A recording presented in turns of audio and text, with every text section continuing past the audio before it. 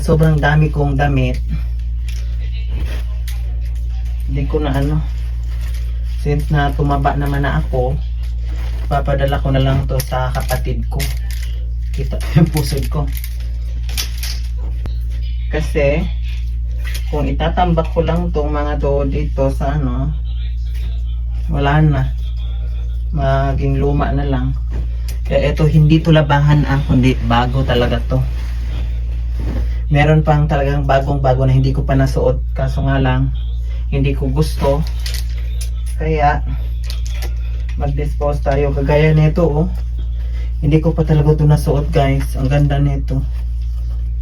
Yun, sobrang ganda. Pero, hindi ko na lang bigay ko na lang to sa kapatid ko. Yan, ang ganda. Hindi ko pa nasuot itong mga to. Ang sisexy na itong mga to. Hindi na magkasya sa akin dahil tumaba ako. Diba? Grabe ang ganda. Kaya swerte yung kapatid ko na naging bakla ako. Kung hindi ako naging bakla, wala na. Hindi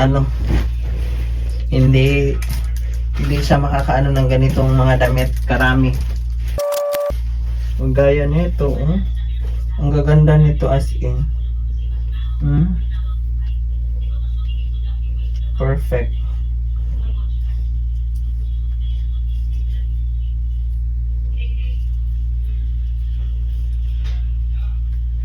Man, sexy to. Diyos ko Lord.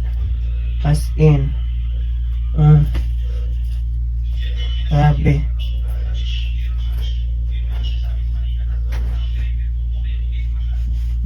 Hindi na lang magkasya talaga. Pati ito, alam nyo ito, isang beses ko lang itong nasuot. May pares pa to. Isang beses ko lang ito nasuot sa Bohol nung nagbakasyon ako. Ang ganda nito. Alam nyo ba kung magkano ito? Just may 2,000 to. Tapos